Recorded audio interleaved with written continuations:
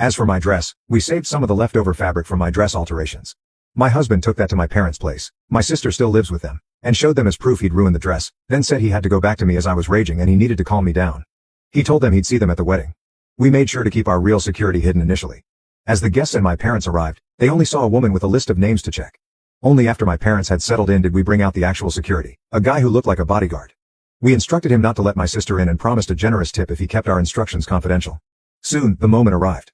My parents got a text that my sister was less than 5 minutes away, so my dad signaled for the ceremony to start.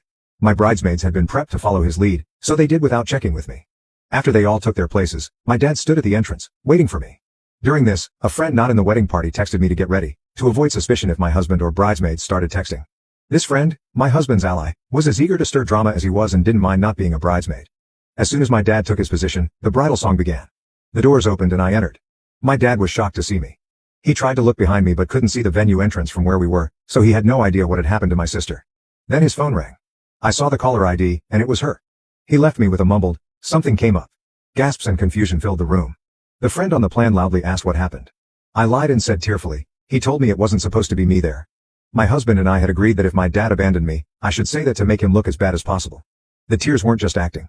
I was genuinely hurt and trying not to cry. The friend then loudly asked, "What did he mean by it shouldn't be you?" So that everyone could hear and spread it.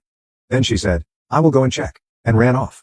We planned this so she could create chaos with the security and prevent my dad from returning to stop the ceremony. Eventually, my mom also left. At this point, my husband's dad quickly ran over and took my arm. He'd been forewarned he might need to. His desperate run to me made me smile. I walked down the aisle to whispers as people discussed what had happened. Some left to check as well. When I reached my husband, all was well. He comforted me, joking that my sad face was so real I deserved an Oscar and reassured me he'd deal with my parents for what they did. We got married without any further issues.